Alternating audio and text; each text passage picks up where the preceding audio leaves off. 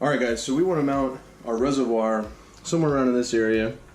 I don't have any mounting points for where this is, but I'm going to make my own. So what we're going to do is I'm going to have this here, and have it, and I'll try to line it up as well as I can because I pretty much want to put it right about here. I'm just going to drill in there, and I'm actually going to end up using one of these standoffs, 2 of them, to put in the back of it so it's just off the thing and some cables can go behind it and these grommets don't get in the way. So I want to put it pretty much as close to that as possible with this not getting in the way. So try to make it equidistant there. We're using these to kind of line up with, and then I'm going to make a hole.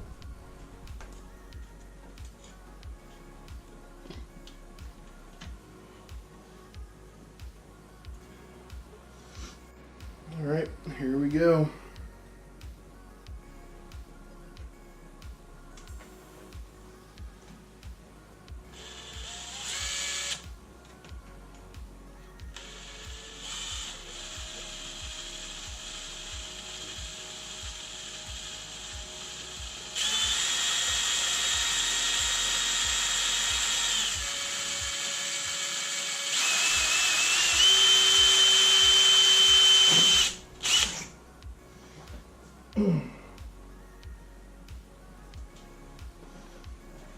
Let's see if that fits.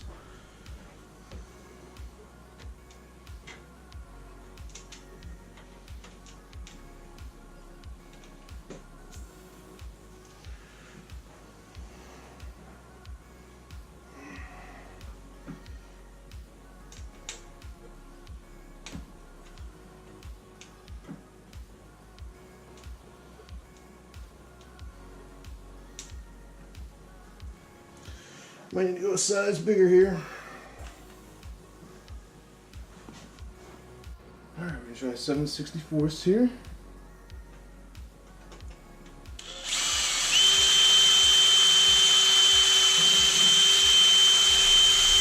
Went through pretty easy. And let's check.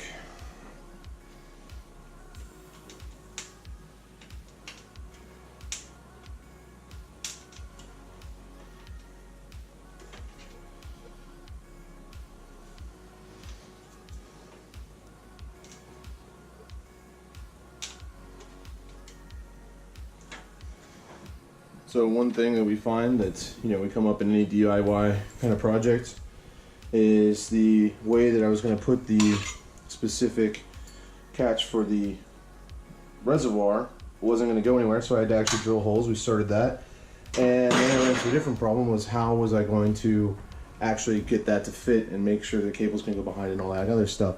So we ended up having to go to I had to go to Home Depot and get a thread die to be able to push through there, because what we're ended up going to be doing is using the excess standoffs for the motherboard in the case side so that we can put the reservoir on and have a little bit of room in between. And as you can also see, battle scar number 1 of computer building. I almost never not get a scar or something when I try to make a build, because number 1, my hands are big, and number 2, all this stuff's really friggin' pointy. So okay, so for the back end on the basement, we're actually going to be using some soft tubing, just basically for the flexibility and extra, malleability I can do around it without having to do the hard tubing. So what we'll see is we'll have the hard tubing come down straight and go into the pump, which I've mounted on the bottom here. It's actually mounted from the bottom through some drill holes I had to pull through. So now what I've done is I put a 90-degree joint on the pump, and I've already put a small section of tubing in here for a test, and that's going to be going to a splitter that's actually a 4-way splitter, but I'm not going to be using it 4 ways, obviously. And then because I have one blocked, it's going to go pass through that way, and then this way will be our release valve. So I have this ball joint release valve here, so when we want to drain the system at a later date, we'll be able just to take off this cap that I put on that has an EVGA logo that's it's not foiled out yet, and then I'll be able to drain the whole system very, very easily without too much fuss. And obviously you can see I have play here, so I can move this as much as I want. Now what we're going to do is connect it to the other side over here, the actual reservoir, or the actual radiator. And this is always a lot easier to do without the power supply in place, so that's why I'm doing it all now, and that's why most of this is all in the basement. So I'm going to measure out a section of tube that would make sense. I'm going to say right about here is good. And I have these cutters. These cutters actually cut PETG as well as hard rubber tubing, and it's just as simple as that. It's actually very, very quick. So we're gonna do that. And you might wonder why there is this random bowl to the right. Now, a lot of times these fittings have an issue getting over the barb part.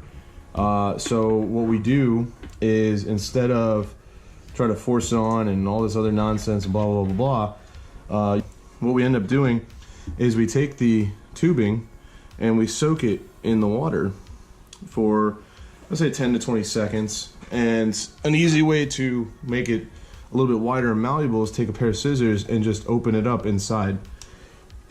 Now, you know, water cooling, all this nonsense, blah, blah, blah. This is just heated up distilled water so I don't contaminate anything any further than I need to.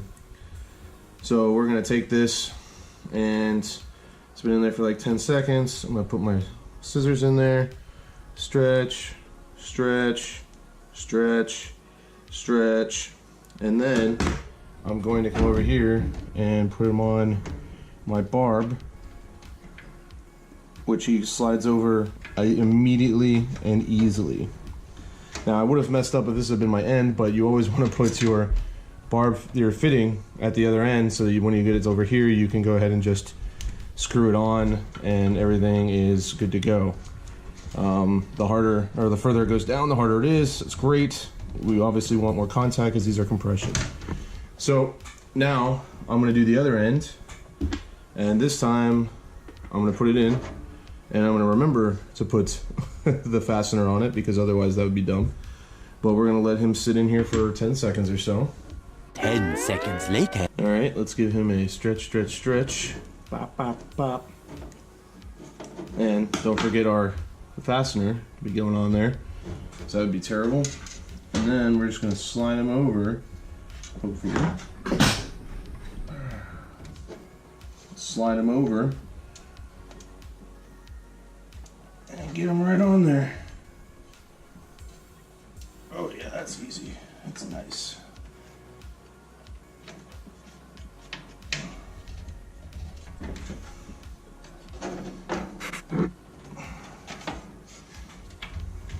And we're done.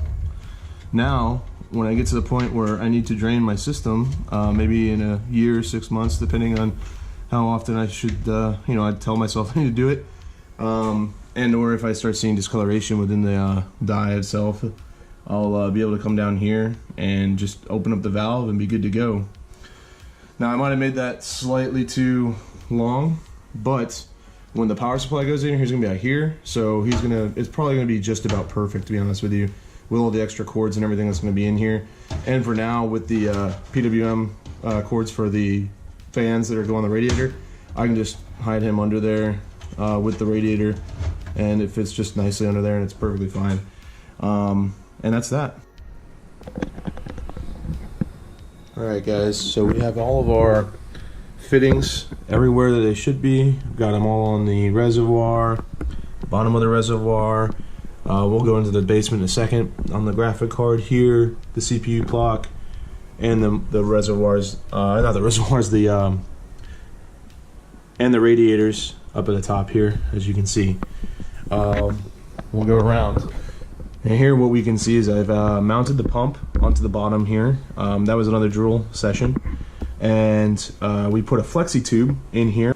We have a right angle fitting that went into a quad valve, and two of those go off into the one direction. One is blocked, and the other one is also blocked, but with a valve that I can use as a quick drain port if I need to in later times. And that's going to go on the first flush when I put just some distilled water to the system. Try to get some extra debris out that I didn't get anything before, and then we'll be able to put the real fluid in so that we don't actually waste real fluid at that point.